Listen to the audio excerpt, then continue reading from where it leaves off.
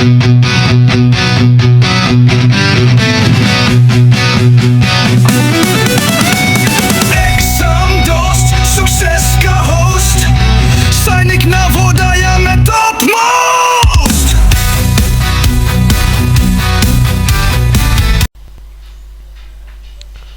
and welcome everybody to the session How Nature Works in Harmony. This is actually old NCERT के land wildlife resources plus in several parts of India, particularly in the states like Odisha, Jharkhand, West Bengal, Assam, Chhattisgarh, all mineral and wildlife vegetation rich states हैं ये. Elephants often enter farms and villages when vegetation is scarce. Scarce का मतलब कम हो जाना, decrease हो जाना या reduce हो जाना. And water holes dry up in their natural habitat. Elephants may wander into nearby farms or plantations in search of food like bananas and sugarcane. This can lead to in crop damage and at times even harm people and domestic animals. बात ये हो रही है कि ये जितने भी सारे states बताए हैं, they are very rich in vegetation. Forest cover बहुत ज़्यादा है यहाँ पे. तो जब इन फॉरेस्ट में इन्हें प्रॉपर जो इनके जो एनिमल्स हैं जो यहाँ पे ड्वेलिंग कर रहे हैं, जब इन्हें प्रॉपर फूड नहीं मिलेगा तो ये क्या करते हैं, आसपास के विलेजेस में या फार्म्स में चले जाते हैं. या तो अगर इनका पानी सूख जाए या इन्हें खाना न मिले और इन्हें आसपास के फार्म्स में विलेजेस में शुगर केन बनाना दिखाई देगा तो ये उसे खाएंगे तो ये they will have some disorganized manner में ये उसे तोड़ेंगे, काटेंगे, प्लांटेशंस ख़राब करेंगे. लोग अगर तो लोगों को भी, कोई जानवर को भूख लगेगी तो आदमी को भी मारेगा. Not for the purpose of eating but you must have seen, they can harm animal and properties. Farms को भी ख़राब करते हैं. Changes in rainfall and temperature affect vegetation. Point अच्छा बताया, क्वेश्चन बन सकता है. That rainfall and temperature changes affects vegetation, मतलब जो प्लांट कवर है उसको. Cutting down trees for constructing roads and buildings make it verse.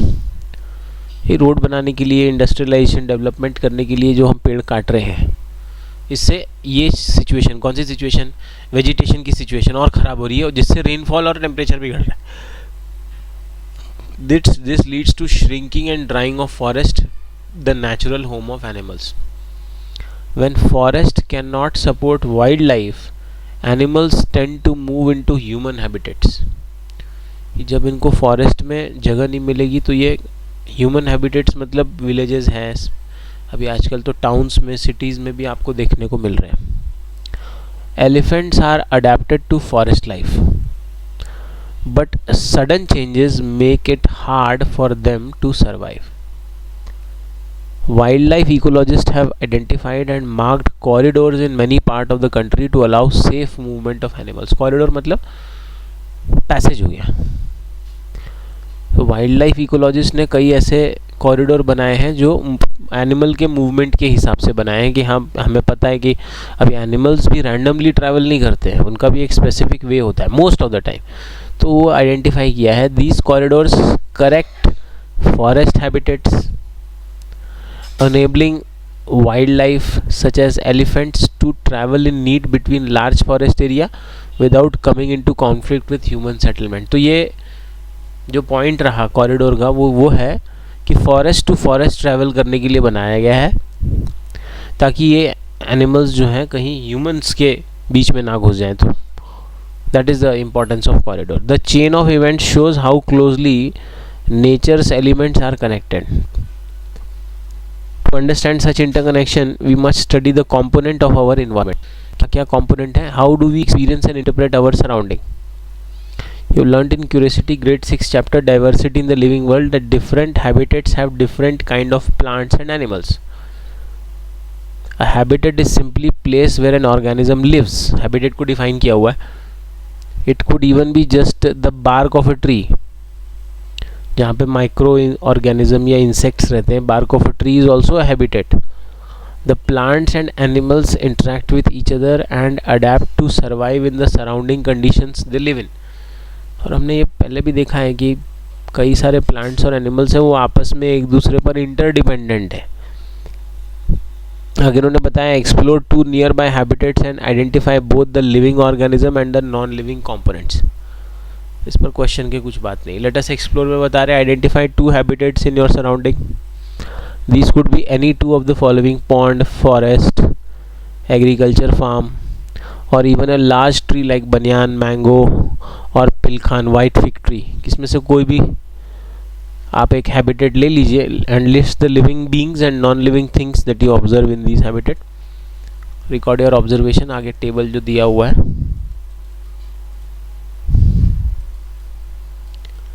कितने बीइंग्स हैं. अगर पॉन्ड का इकोसिस्टम ले रहे हैं तो फिश कितने हैं. इररिलेवेंट पॉइंट है एक्चुअली कि you cannot actually count the number of fish in a pond. It's practically impossible. सारे पकड़ने पड़ेंगे. फिर नॉन लिविंग थिंग्स में वाटर है तो उसकी क्या क्वांटिटी है वो क्यूबिक मीटर में जाके उसका वॉल्यूम निकालना पड़ेगा शायद, ऐसा एक्सपेक्ट कर रहे हैं. फॉरेस्ट है तो प्लांट्स कितने हैं, ग्रास, ट्रीज, बर्ड्स कितने हैं. It is just kidding actually.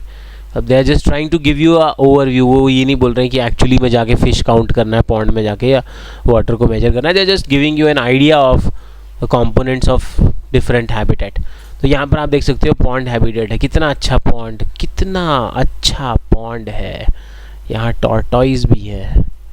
तो जनरली हमारे यहाँ पर जो पॉन्ड होते हैं उसमें टॉर्टॉइस, और उसके पीछे अगर आप देखोगे तो उसने अपने एग्स भी ले किए हुए हैं.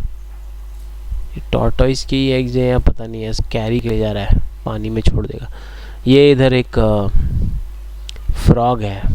सच a happy frog he is. और इधर डक भी है. So just giving an overview of what it is, किस तरह के एनिमल्स हैं, लिविंग क्या है, नॉन लिविंग क्या है. Now what common characteristic do you observe. अब यहाँ से थोड़ा बातचीत इंपॉर्टेंट शुरू होगी. But common characteristic do you observe in this 2 habitats in activity 12.1.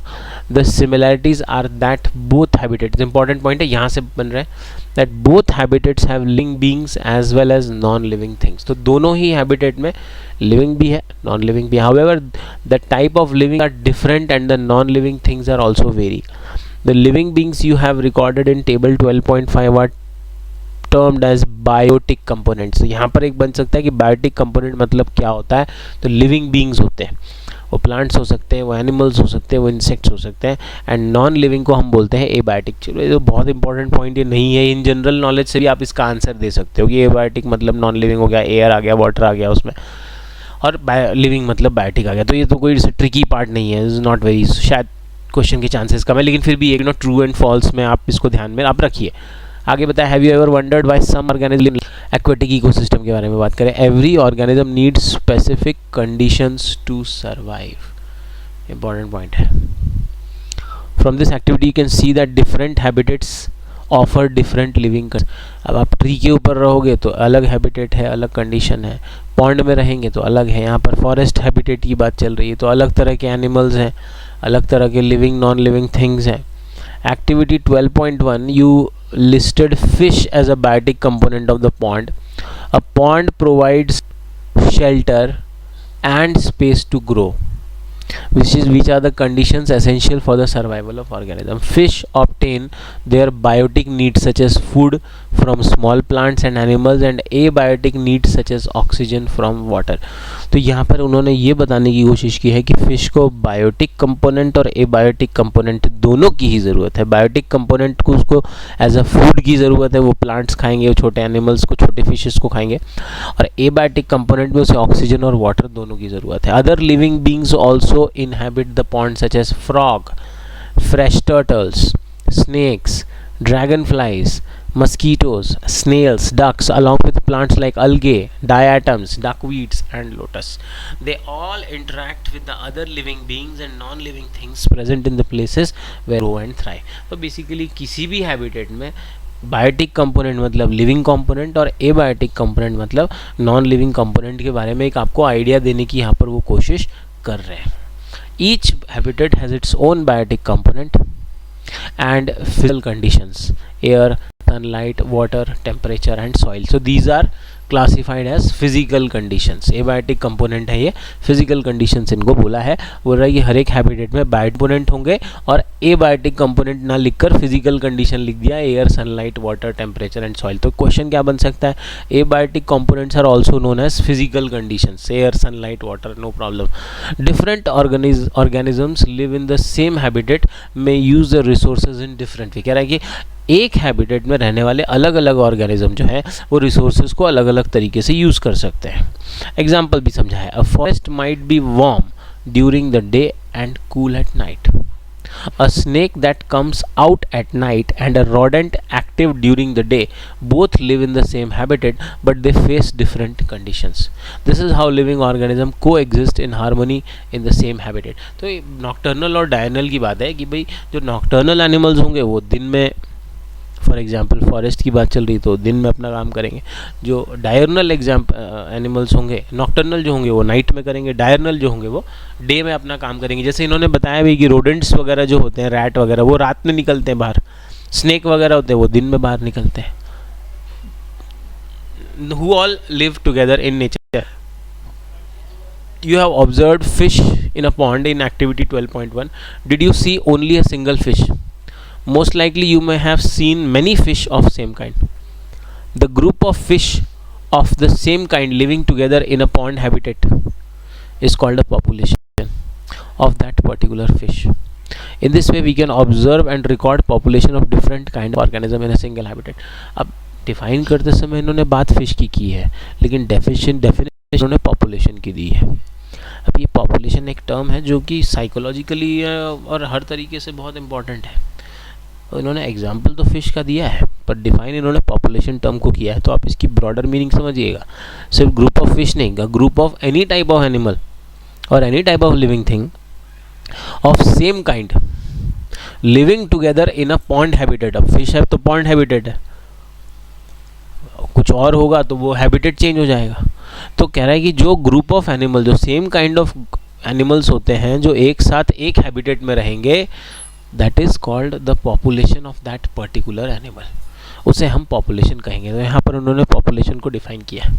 अब क्या है ये जो कॉन्सेप्ट है, पहले तो था नहीं, एनसीईआरटी में फर्स्ट टाइम आया है. ये कॉन्सेप्ट क्लास 11th का कॉन्सेप्ट है, क्योंकि ये 9th में भी नहीं है. ये 11th से डायरेक्ट उसका एक्चुअली एक पार्ट डाला गया है, उसका एक फ्रैक्शन है. और जब ये क्लास 11th का कॉन्सेप्ट था तो रेगुलरली पूछा गया है, स्कूल एंट्रेंस एग्ज़ाम में भी पूछा गया है और क्लास 12th के बेसिस पर जो एंट्रेंस एग्ज़ाम होते हैं, जैसे नीट का एग्ज़ाम होता है, मेडिकल एंट्रेंस का, उसमें भी ये क्वेश्चंस काफ़ी रहे. तो ये थोड़ा इम्पॉर्टेंट ये बन जाता है. इस पार्ट को थोड़ा आप अंडरलाइन करके थोड़ा इसकी आप एक ध्यान दीजिएगा कि हाँ इस पर क्वेश्चन बन सकता है. Let us record. We can understand 4 organization in this area and count their number. Record the number of organism in table 12.2. Compile the data. एक एक्सपेरिमेंट है कि एक एरिया ले लेना है, उसमें देखना है कितने कितने ऑर्गेनिज्म हैं. 1 meter square का area. In the given example there is a population of 20 plants, only 5 dash plants in the same 1:2. इससे कुछ क्वेश्चन बनने के चांसेस नहीं है. चलिए आगे चलेंगे. एंड फ्रॉम एक्टिविटी 12.2 अब देखते हैं इसे रेफरेंस क्या बना रहे हैं, इन्फ्रेंस क्या बना रहे हैं. वी कैन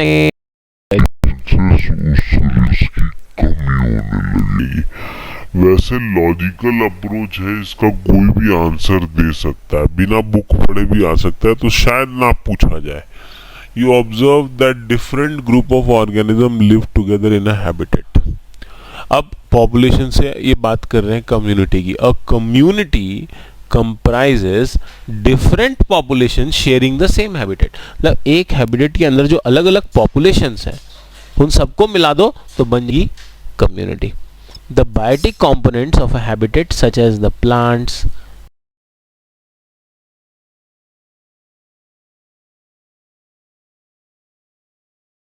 वो फ्रैक्शनाइज कर दिया, छोटा करके उनका क्रक्स लेकर, उनका ब्रीफ लेकर इस चैप्टर में डाल दिया है.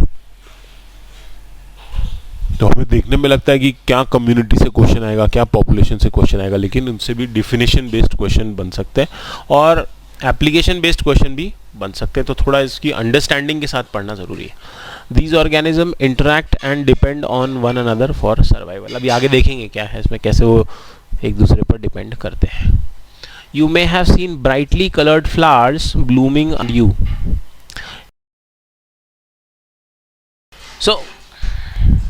So pollination remains one of our important part for our examination, which is essential they say for the formation of fruits and seeds. अभी पार्ट तो इम्पॉर्टेंट है पर ऑन एंड ऑफ इस पे क्वेश्चन रहे हैं, तो आप ध्यान में रखिए, पर ज़रूरी नहीं कि 100% इससे क्वेश्चन आ ही जाए। फर्टिलाइजेशन इंपॉर्टेंट है, बट हाँ ये भी इक्वली है, सभी कर सकते हैं कि फर्टिलाइजेशन ना देकर पॉलिनेशन दे दें, पॉलिनेशन ना देकर फर्टिलाइजेशन दे दें। Does every organism in a community matter? Let us find out the role of different organism in a community. अच्छा, यहाँ पर ये भी है, फोटो में देख लीजिए, ये पॉलिनेशन जो हो रहा है वो इंसेक्ट की हेल्प से हो रहा है। ये विंड से भी हो सकता है, वाटर से भी हो सकता है, अलग अलग बर्ड्स भी इसको कर सकते हैं ना। यहाँ पे researchers conducted a study to see how fish in pond affect seed production in the plants nearby. अभी आप देखिए, पॉन्ड ए है, पॉन्ड ए में फिश प्रेजेंट है, you can see the fish present in the pond। और आप देख सकते हैं actually there are too many of them, कई सारे फिशेस हैं यहाँ पे, जिसकी वजह से आसपास जो प्लांट्स हैं वो काफ़ी ज़्यादा ग्रो हो रहे हैं, और ग्रो होने के साथ साथ अच्छे वो बड़े भी हो रहे हैं। Now in the second you see there are no fish, इसमें कोई फिश नहीं है, इसमें एक भी फिश नहीं है। और क्योंकि इसमें एक भी फिश नहीं है तो आसपास देखिए आप, बिल्कुल भी इसमें ज़्यादा प्लांट्स वगैरह ग्रो नहीं हो रहे। So this is actually a indication. अगर आपने किसी पॉन्ड्स के आसपास बहुत सारे ग्रीनरीज वेजिटेशन देखे, इसका मतलब इसमें बहुत मछलियाँ हैं। सिर्फ मछलियाँ ही नहीं, साथ में और भी कई सारे इसमें एक्वेटिक लाइफ है। और अगर आपने कोई वाटर बॉडी है उसके आसपास अगर बहुत ज़्यादा प्लांटेशंस वेजिटेशन नहीं है, इसका मतलब बहुत ज़्यादा एक्वेटिक लाइफ इसमें नहीं है, बहुत ज़्यादा नहीं है।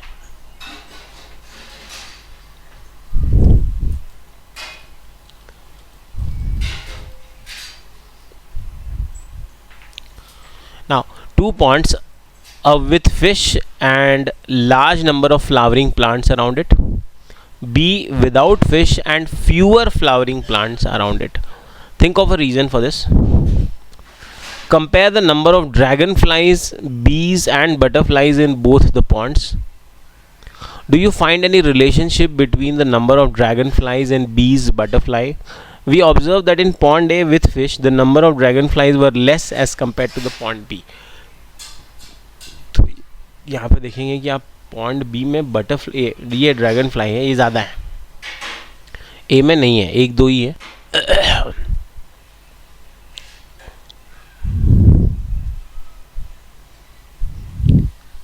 अब नीचे उसको एक्सप्लेन किया हुआ है, the reason for this.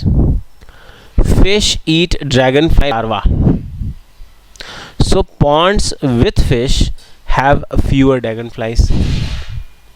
Dragonflies usually eat flies. Bees and butterflies with fewer dragonflies, more bees, flies and butterflies were found. These insects help pollinate flowers from nearby areas, moving pollen from one flower to another or same flower, which helps the plants produce seeds. So flowers near ponds with fish may produce more seeds than those near ponds without fish. एक diagram के through इसको समझते हैं। यहाँ इन्होंने बताया कि fish जो है ड्रैगन फ्लाई के लार्वा को खा जाती है। इसका मतलब जहाँ ज़्यादा फिश होगी वहाँ ड्रैगन फ्लाई नहीं होंगे। क्यों नहीं होंगे? क्योंकि ड्रैगन फ्लाई के लार्वा को अगर फिश खा ही रही है तो ड्रैगन फ्लाई वहाँ बनेंगे ही नहीं। अब जहाँ ड्रैगन फ्लाई नहीं है, ड्रैगन फ्लाई किसको खाते हैं? ड्रैगन फ्लाई खाते हैं बीज को, बटरफ्लाइज को, फ्लाइज को। अब इनका बीज का, बटरफ्लाई, इनका क्या काम है? इनका काम होता है पॉलिनेशन करने का। अब रिलेशनशिप आप समझिएगा। पहले देखते हैं पॉन्ड ए। पॉन्ड ए में ज्यादा फिश है, मोर फिश। अच्छा, फिश अगर मोर होंगे तो ड्रैगन फ्लाई लेस होंगे, और अगर ड्रैगन फ्लाई लेस होंगे तो इंसेक्ट्स या बीज या फ्लाइज ज्यादा होंगे। ज्यादा इंसेक्ट्स होंगे तो ज्यादा पॉलिनेशन होगा, और ज्यादा पॉलिनेशन होगा तो ज्यादा प्लांट्स होंगे। This is a relation. अब ये रिलेशन इतने डिटेल में दिया हुआ है कि जरूर इससे हो सकता है कोई ना कोई डायरेक्ट या इनडायरेक्ट क्वेश्चन पूछ लिया जाए कि फिश ड्रैगन फ्लाई का लार्वा खाते हैं, ड्रैगन फ्लाई इंसेक्ट्स खाते हैं। इंसेक्ट्स पॉलिनेशन करते हैं, तो जहाँ ज़्यादा इंसेक्ट्स हैं वहाँ ज़्यादा पॉलिनेशन होगा, ज़्यादा प्लांट्स होंगे।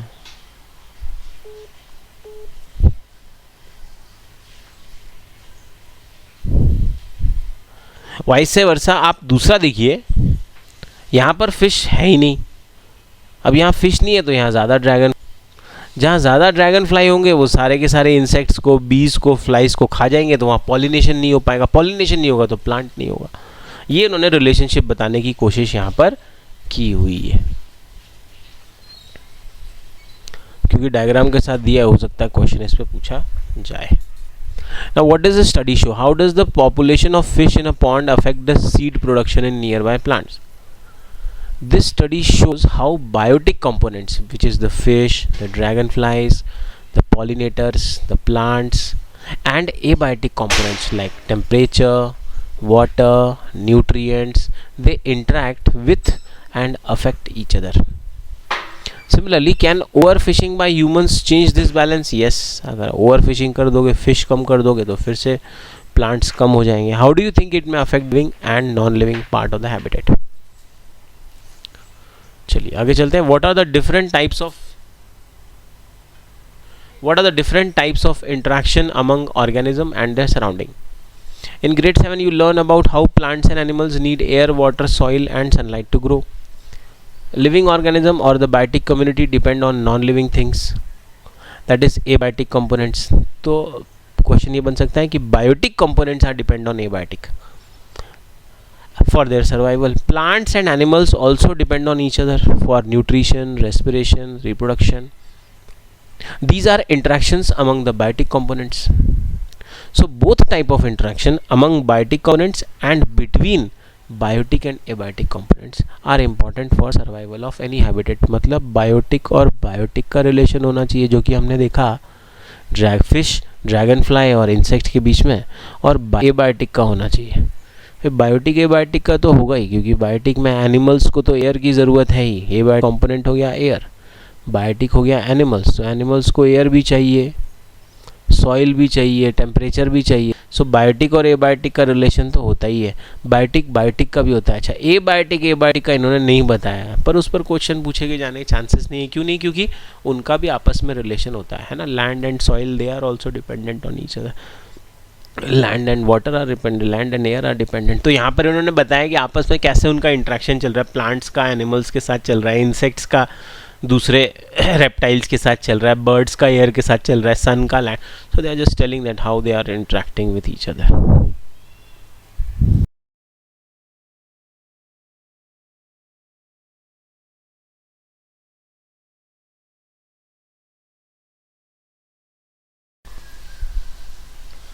Now moving ahead from here,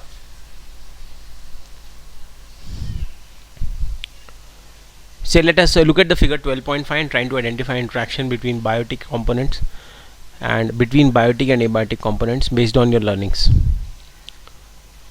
Let us relate. Based on the given criteria कह रहे हैं कि identify and describe the interaction between biotic and abiotic component. Criteria 1, interaction between abiotic and biotic component. These may influence life processes like nutrition, respiration and reproduction in biotic components. Chart बनाकर दिया हुआ है, हो सकता है question पूछ ले. That which of the following is the relationship between abiotic and biotic component, या फिर कुछ एक तरीका चेंज कर दें अप्रोच, लेकिन यही पूछना चाह रहे हो. तो बायोटिक कंपोनेंट्स और एबायोटिक कंपोनेंट का जब इंट्रैक्शन होगा तो बायोटिक कंपोनेंट्स में क्या क्या चेंजेस, हमें चेंजेस मतलब उसका इम्पैक्ट न्यूट्रिशन में, रेस्पिरेशन में और रिप्रोडक्शन में मिलेगा. किस में मिलेगा? बायोटिक कंपोनेंट में मिलेगा. Interaction between two abiotic component में influence the physical characteristic of a habitat. Interaction among biotic component and biotic में these may influence the availability of resources needed for life processes like nutrition, respiration and तो competition की बात है ये third में. Second में दो abiotic के बीच में अगर फॉर एग्जांपल लैंड और एयर के बीच में अगर आपस में इंट्रैक्शन होगा तो जो प्लेस है उस प्लेस में हो सकता है कोई चेंज आ जाए. रिलेट लर्निंग और ऑब्जर्वेशन, रिकॉर्ड योर ऑब्जर्वेशन. चलिए देखते हैं interaction between ample the table के साथ दिया है, इंपॉर्टेंट है, टेबल पर बहुत ध्यान दीजिएगा आप लोग. Interaction between biotic and abiotic. Earthworm lives in a moist soil.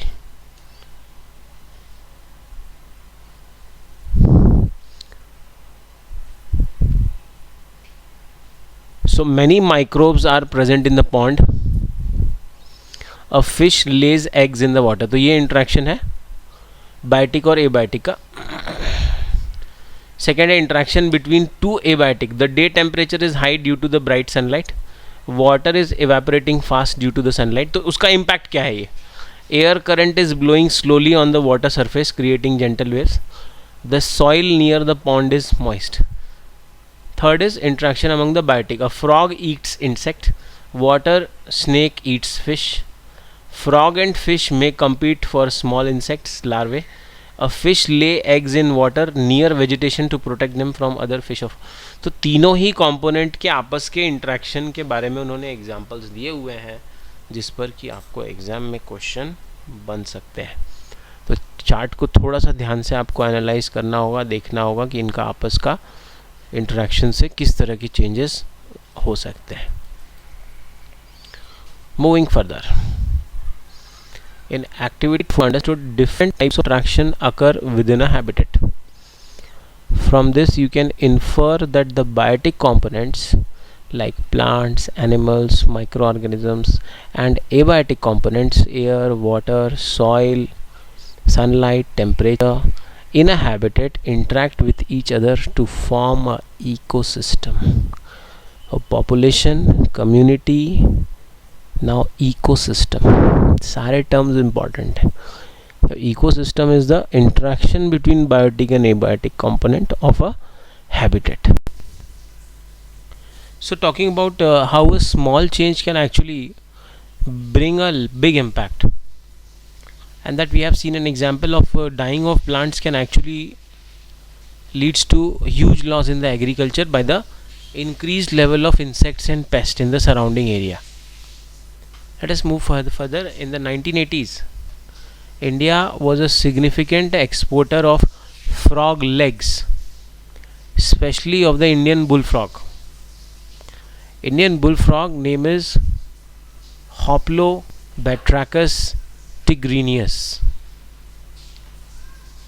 नया टर्म है, पहले नहीं था, इंक्लूड किया है. हो सकता है पूछ ले what is the biological name of Indian bull frog, why it was famous. 1980s में इसके लेग्स को हम एक्सपोर्ट करते थे. This large scale harvesting led to a decline in frog populations, and since frog eat insects, their reduced number resulted in a rise in agricultural pest. अब क्योंकि frog जो है वो insects को खाते हैं तो frogs जब हमने ख़त्म किए, कम किए, insects बढ़ गए जिससे pest बढ़ गए. So this forced farmers to use more synthetic pesticides which harmed the environment, soil and water quality and affected the overall environmental and human health. The government of India banned the export of frog legs to prevent further ecological damage. और फिर बाद में हमने इसे बंद. We can see this is the Indian bullfrog. इसके जो legs होते हैं थोड़े bull की तरह होते हैं. An ecosystem stays in balance when interactions among organisms and their environment keep populations and resources stable. भाई बात करें कि इकोसिस्टम हमारा कब बैलेंस होता है, कि जब उसके जो ऑर्गेनिजम्स हैं वो आपस में एक बैलेंस के साथ, एक सस्टेनेबिलिटी के साथ एक डायनामिक्स को मेंटेन करेंगे. This balance is dynamic, not fixed and can be disrupted by natural और ह्यूमन मेड चेंजेस. और ये जो बैलेंस है अगर चेंज हुआ किसी भी रीज़न से, आर्टिफिशियल रीज़न से या नेचुरल रीज़न से, तो ये क्या हो सकता है, बिगड़ सकता है. नेक्स्ट, जैसे how do interaction maintain balance in ecosystem. Besides feeding relationship, organisms also compete for common resources like food, water, physical space और sunlight. बात करें खाने पीने की बात, ठीक है, जैसा अभी हमने देखा जो दो एग्जाम्पल फिश का और बुलफ्रॉग का, उसके अलावा जो ऑर्गेनिजम्स हैं वो रिसोर्सेज के लिए भी compete करते हैं. रिसोर्सेज मतलब एक दूसरे को खाने की बात नहीं है. ये ऐसे एनिमल्स हैं जो कॉमन चीज़ों को खाते हैं, तो वो फूड के लिए compete करेंगे, वो वाटर के लिए, वो स्पेस के लिए compete करेंगे, वो सनलाइट के लिए, ओवरऑल रिसोर्सेज के लिए वो आपस में एक दूसरे के साथ compete करेंगे. और इस कंपटीशन में भी इकोसिस्टम में इम्बैलेंस क्रिएट होगा. This competition helps control population size and keeps the ecosystem balanced. और इस कंपटीशन की वजह से भी इकोसिस्टम हमारा बैलेंस रहता है. Without it, one species could multiply too much, causing an imbalance in the ecosystem. अच्छा, अगर ये आपस में ये कंपटीशन नहीं रहा और किसी एक ही तरह के ऑर्गेनिज्म क्या है ज़्यादा हो गए, तो उससे भी इकोलॉजिकल इम्बैलेंस बन जाएगा. जैसे यहाँ पर आप एक पिक्चर में देख सकते हैं कि this is the bird which is eating the fish on the other hand eating small insects and fish. तो अगर इनमें से किसी को भी हमने इम्बैलेंस किया तो हमारा इकोसिस्टम जो है वो गड़बड़ हो सकता है.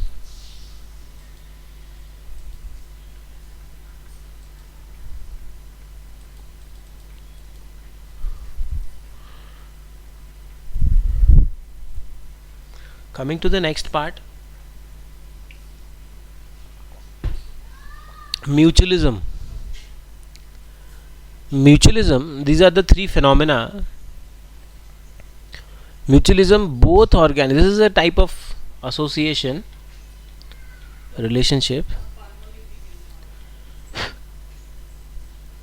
Both organisms benefit. So mutualism is what type of relation? Both the organism will get benefited. For example, honey bee and flowers. अच्छा, हनी बी एंड फ्लावर्स का रिलेशन ऐसा रहेगा कि bees get nectar. Nectar is fruit juice या the juice of flower, sorry flower juice. और honey bee when it comes on sits on the flower to extract the juice, meanwhile unknowingly it is actually उसके जो reproductive organs होते हैं वो honey bee के legs में या उसकी बॉडी में लग जाएंगे. फिर जब वो दूसरे फ्लावर में जाएगा तो वहाँ पर जाकर वो मिक्स हो जाएंगे, जिससे पॉलिनेशन का प्रोसेस होगा. So that is mutualism where both the organism will be benefited.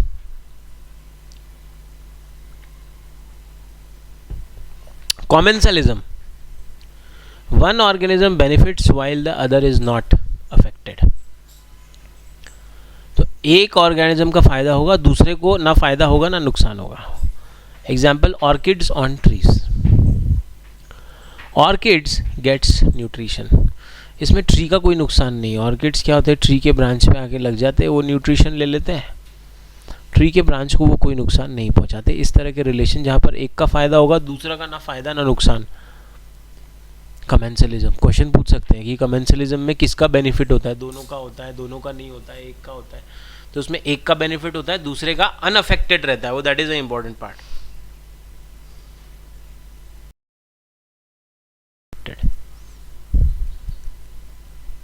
Next, parasitism. One organism benefits while the other is harmed. For example, ticks on the body of dogs. तो यहाँ पर आप देख सकते हैं कि जो होते हैं वो डॉग की बॉडी में या उसकी स्किन में आ जाते हैं, तो उसके थ्रू वो उसके ब्लड को वो सक करते हैं और अपना न्यूट्रिशन क्रिएट करते हैं, जिससे डॉग्स को वो नुकसान पहुँचा रहे हैं. These interactions are all part of the complex web of life in a ecosystem. जैसा मैंने आपको पहले भी बताया कि ये सारे कॉन्सेप्ट क्लास 11 से डाले हुए हैं और इन पर रिपीटेडली क्वेश्चन बने, तो हो सकता है कि इन तीनों जो एसोसिएशन है, एक तो अभी तक हम जो पढ़ते आ रहे थे वो सिम्बायोसिस पढ़ रहे थे, सिम्बायोटिक रिलेशनशिप लाइकेंस का, अमीबा और फंगस का, सॉरी अलगे और फंगस का, लेकिन अब इन्होंने ये भी डाल दिया है, तो इस पर ज़रूर आपको क्वेश्चन वो देंगे. ज़रूर means as in like very high probability.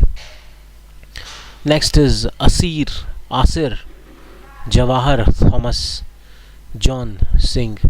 AJT John Singh was a famous Indian wildlife biologist who helped us understand forest ecosystem through the eyes of animals. He was a pioneer in studying wildlife through modern tracking system. His research showed how predators like tigers and leopard rely on prey such as deer and wild boar. While he was working in Bandipur National Park, Karnataka. Question बन सकता है, क्या बन सकता है कि Bandipur national park कहाँ है? कर्नाटक में है. He proved that a healthy prey population is key to predator survival. He inspired many youngsters to study wildlife and protect the forest and wildlife. तो उन्होंने कहा है कि जब कोई हेल्दी प्रे होंगे, जैसे अगर हेल्दी डियर होंगे, हेल्दी वाइल्ड बोर होंगे, वहीं पर प्रेडेटर्स, जैसे इस केस में जो लेपर्ड की बात हो रही है, टाइगर की बात हो रही है, तभी वहाँ पर ही वो सरवाइव कर सकते हैं. फॉरेस्ट इकोसिस्टम की स्टडी है ये. Asir Jawahar Thomas John Singh. Next, what are the benefits of ecosystem? We have learned that biotic components and abiotic components of an ecosystem depend on each other and support various life processes. Humans also benefit from ecosystem. For example, forests provide fresh air, fertile soil, food, fibers, timber, medicines that we have discussed. Similarly, aquatic ecosystem provide water and food. Ecosystem also offer aesthetic and recreational value. This benefit and support our well-being and shows how closely nature and humans are connected. However, when we